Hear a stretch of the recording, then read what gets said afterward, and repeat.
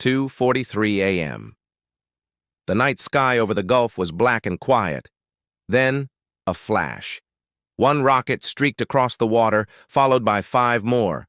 Within seconds, the calm sea turned into chaos. Radios lit up. "Incoming! Brace for impact!" shouted a Marine voice through static. 2,000 U.S. troops were already awake, locked and ready. No one expected the world's deadliest cartel to hit first. The battle that followed would last only 3 hours, but it would shock the entire world. Stay till the end, because what happened next changed how the U.S. fights wars forever.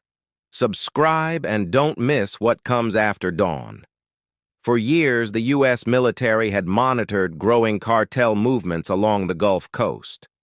What began as smuggling routes soon turned into fortified zones.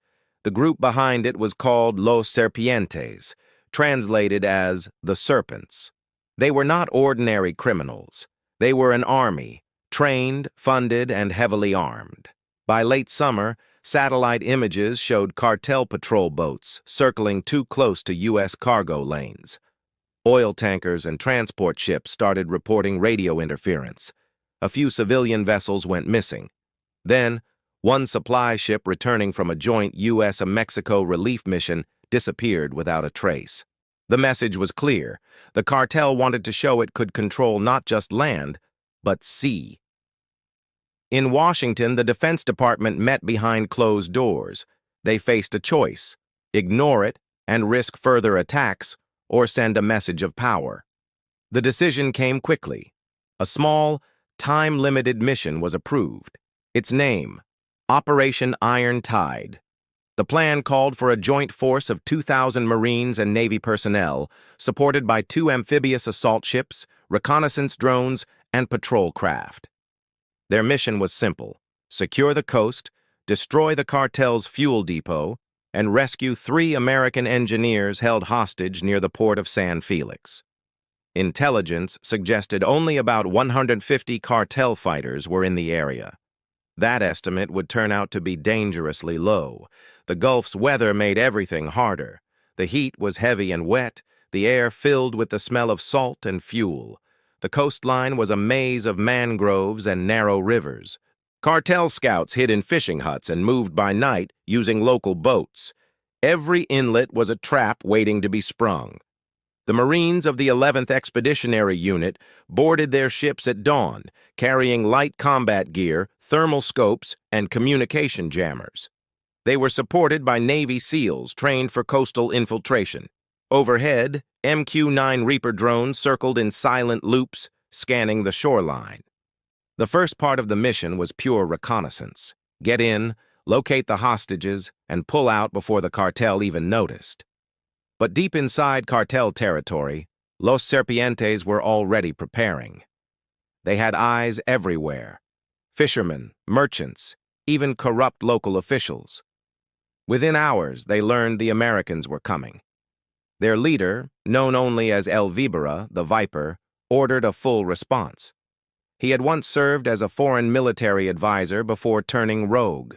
Now he commanded more than 2,200 fighters across the region, all loyal, all heavily armed.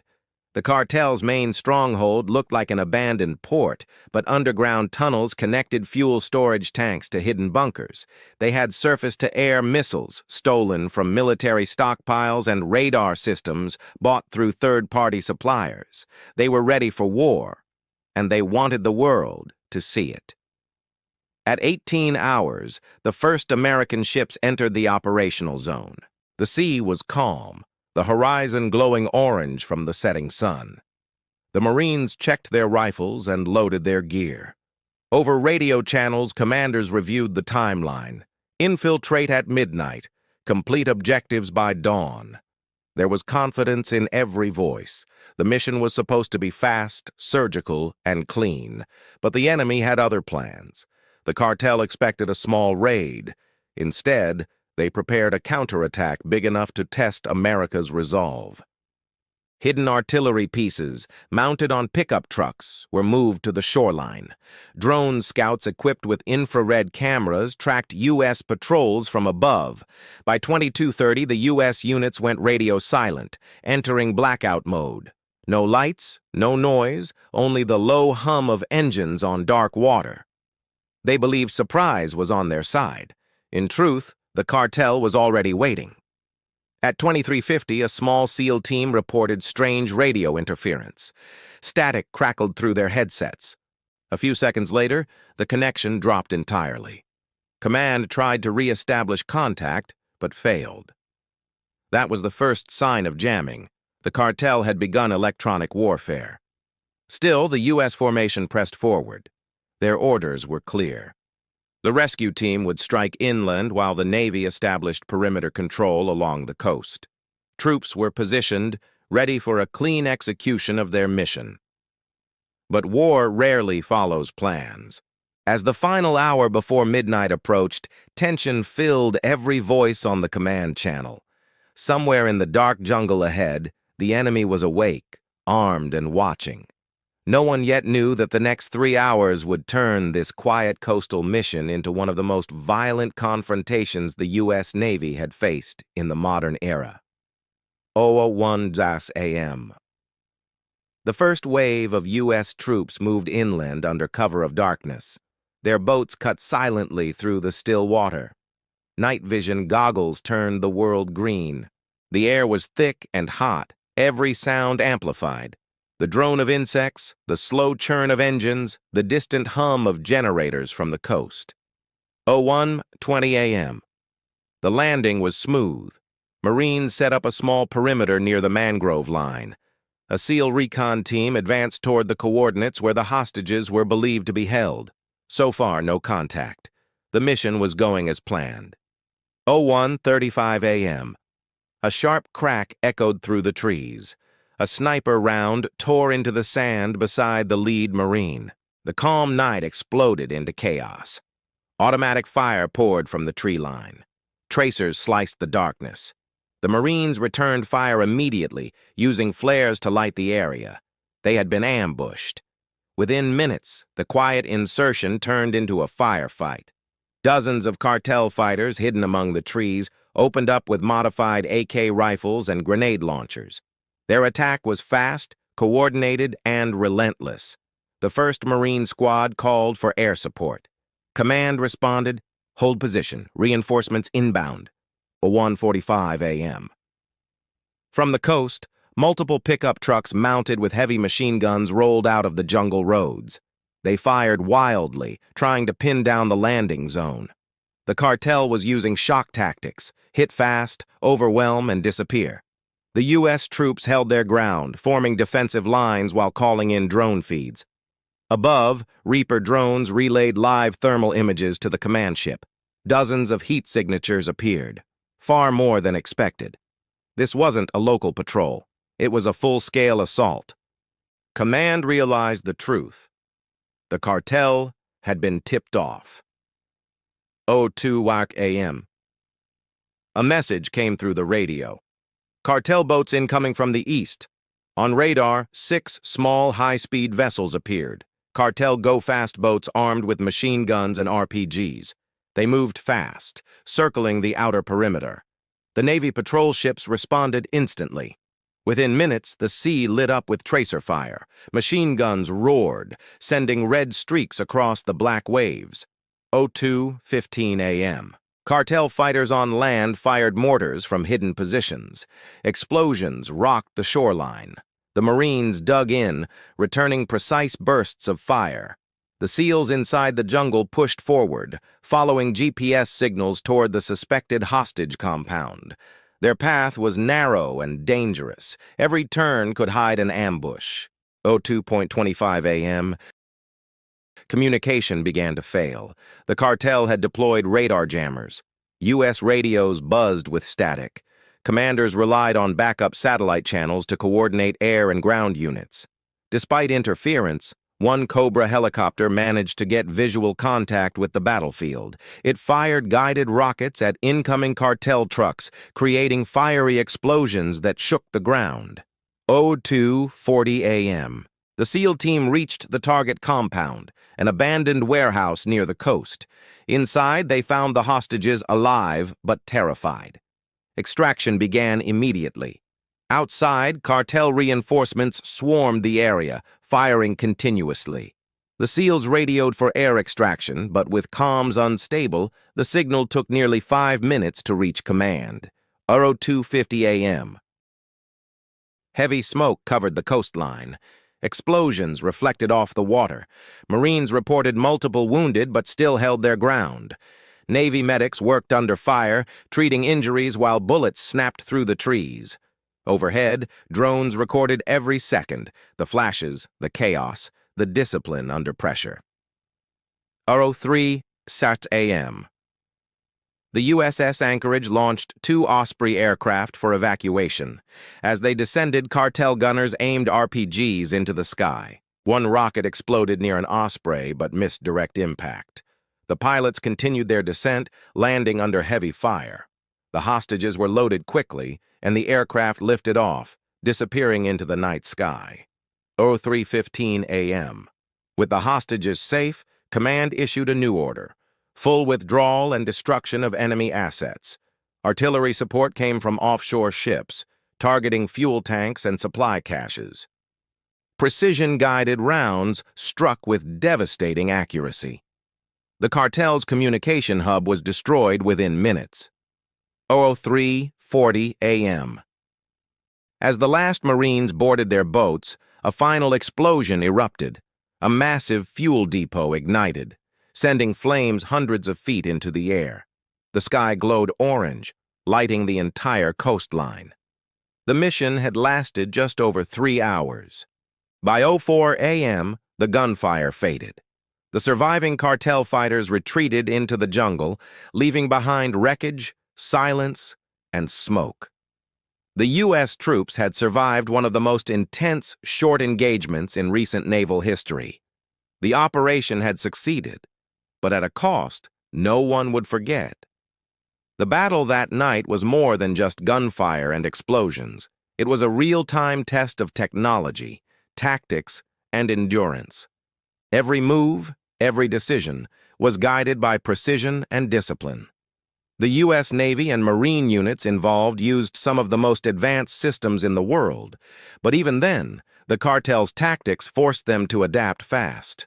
The primary American assets in Operation Iron Tide were 2 amphibious assault ships, the USS Anchorage and the USS Somerset. Each carried Marines, armored vehicles, and aircraft for rapid deployment. Their support team included Mark VI patrol boats, designed for coastal defense and special operations. These boats were small but heavily armed, perfect for tight waterways and fast reactions. Above the battlefield, MQ-9 Reaper drones played a key role. They provided live video and infrared images, giving commanders a real-time view of both land and sea. From those drones came the first warning of the incoming cartel boats. Without that aerial view, the Marines on the ground would have been completely surrounded. The troops carried M27 rifles, M240 machine guns, and AT-4 rocket launchers. They used lightweight armor and night vision gear for mobility in dense terrain. Communication was handled through encrypted satellite radios linked directly to command ships. But when the cartel activated their jamming systems, the entire network was disrupted. Those jammers were homemade but effective. Built from commercial electronics, they flooded frequencies with noise, cutting voice contact between squads. This forced the Marines to switch to hand signals and preset communication codes, methods used in earlier wars, but still reliable under pressure. The cartel's firepower surprised everyone. Their vehicles were fitted with armor plates, making them resistant to small-caliber rounds. They used DSHK heavy machine guns, grenade launchers, and even man-portable air defense missiles, weapons that no criminal group should have had. Some of these came from Eastern Europe, smuggled through Central America. Intelligence teams later confirmed that several cartel fighters were former foreign soldiers, trained and organized like a paramilitary force. In response, U.S. commanders used electronic countermeasures. They deployed a technique known as silent strike. This involved a brief, controlled blackout of their own signals while switching to backup encrypted frequencies. The silence confused cartel scouts, making them believe the Americans had pulled back. Instead, it gave U.S. units a short window to regroup and strike again. From the sea, the Navy provided close air support using AH-1Z Cobra helicopters. The Cobras fired precision rockets guided by laser markers from ground teams. Each strike was calculated to avoid civilian damage. The nearby villages were still asleep during the firefight, and the goal was to keep it that way. At the same time, MH-60R Seahawk helicopters conducted aerial surveillance. They tracked cartel boats and relayed positions to the patrol ships. These helicopters are designed for anti-submarine missions, but can switch to surface attack mode, making them valuable for coastal warfare. The entire engagement lasted 3 hours, but the coordination behind it was extraordinary. Even with comms interference, each Marine squad moved according to established doctrine, small unit tactics designed for rapid adaptation. One squad would suppress while another flanked. SEALs moved independently, using GPS beacons to mark safe routes. Back on the command ship, operations officers watched the battle unfold through satellite feeds. They tracked heat signatures, radio frequencies, and drone telemetry in real time. When the order came to destroy the fuel depot, they used GPS-guided artillery shells fired from naval guns 20 miles offshore. The accuracy was near perfect, each round landing within meters of its target. Despite the advanced weapons, the greatest strength that night was discipline. Under fire, every Marine followed procedure. When one unit lost contact, another filled the gap. Medics moved under heavy fire, using body armor and smoke cover to reach the wounded. Logistics teams on the ships coordinated ammo drops and medical evacuations like clockwork. The engagement also highlighted the new face of warfare, where organized crime groups can field technology once limited to nations. The cartel's use of encrypted radios, drones, and radar jammers proved that non-state threats are evolving fast. For the U.S. military, the lesson was clear. Even the smallest mission can turn into a full-scale battlefield in minutes. By dawn, over 2,000 troops had cycled through live combat conditions. The after-action data collected from drones, ships, and ground sensors would later be studied by analysts to redesign response tactics for hybrid warfare. Conflicts fought not against armies, but against organizations that operate like one. That night, technology had met chaos, and for 3 long hours, both sides fought at the edge of modern war. When the shooting finally stopped, the air hung heavy with smoke and silence. The radio channels cleared one by one as commanders began to confirm their units' positions. The first reports came in at 04:10 a.m. The hostages were safe. The main cartel compound was destroyed, and the remaining U.S. troops were pulling back toward the extraction point. But the cost was real. Out of the 2,000 troops deployed, 38 were wounded and 7 were killed in action. For the men and women who fought that night, every minute had been survival. Yet despite the loss, the mission was declared a success. Over 400 cartel fighters were confirmed dead or captured. Among them were several high-ranking lieutenants and a foreign weapons dealer wanted by Interpol. The explosion that ended the battle destroyed a massive fuel storage site, one of the cartel AS main income sources. Drones recorded secondary blasts for almost 20 minutes after the main strike, marking the total collapse of the compound. By sunrise, the U.S. forces had withdrawn safely to their ships. The coastline burned behind them, sending dark smoke into the sky. Intelligence officers spent the next several days analyzing recovered data from destroyed cartel computers and encrypted drives. What they found shocked even the Pentagon: clear evidence of foreign involvement.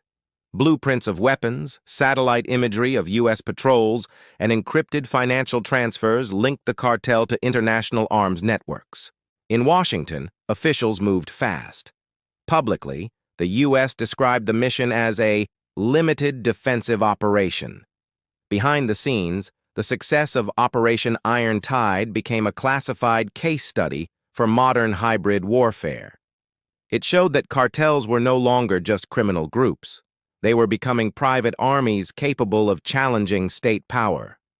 The media learned about the operation 2 days later. The first reports came from international news outlets that published satellite photos showing burning fuel tanks and destroyed boats. Analysts called it one of the most decisive short conflicts in recent military history, 3 hours that prevented months of bloodshed. The political reaction was divided. Some praised the precision and speed of the operation.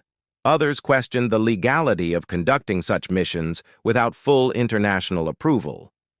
Yet even critics admitted one fact: the U.S. forces acted with control, precision, and professionalism under extreme pressure. Inside the Navy, the operation became a symbol of adaptation. Troops had faced the unexpected, fought through electronic attacks, and still completed their mission. For many Marines, it was a reminder that discipline and teamwork could overcome chaos. For commanders, it proved that even a 3-hour battle can define new strategies for years to come. By the end of the week, El Vibara, the cartel's leader, had vanished. His organization fractured into smaller groups, each blaming the other for failure. The Gulf Coast fell silent again, but everyone knew it wouldn't last forever. The line between war and crime had blurred, and the next battle could begin anywhere, at any time. When dawn broke over the Gulf, the ocean looked calm again, as if nothing had happened. But beneath that calm, everything had changed. The 3-hour battle between 2,000 U.S. troops and the world's deadliest cartel had redrawn the map of modern warfare. It proved that the enemies of the future wouldn't always wear uniforms, and the front lines could appear anywhere: a jungle, a port, or even a city street. For the soldiers who fought that night, the mission left a mark deeper than medals. Many described the silence after the fight as louder than the battle itself. They had trained for war against armies, not cartels with drone jammers and rocket launchers. Yet when chaos came, they held the line, proving that discipline still wins where technology and fear collide. Strategists later called Operation Iron Tide a turning point in asymmetric warfare. It exposed how quickly a criminal force could act like a military, organized, equipped, and willing to kill on command. But it also revealed something stronger: the adaptability of U.S. forces. In 3 hours, they had switched from standard engagement to hybrid tactics, from land to sea, from defense to offense, all without losing control. The lessons from that night spread far beyond one coastline. They shaped new doctrines, new training programs, and new partnerships between the Navy, Marines, and intelligence units. Drones became smarter. Communication systems became harder to jam, and every operation since has carried one silent rule: expect the unexpected. But perhaps the greatest reflection came from those who watched from afar: the families, the analysts, and the people who woke up to headlines about a battle that ended before sunrise. They saw not just the strength of the U.S. military, but the thin line it walks every day between order and chaos, between defense and destruction. 3 hours.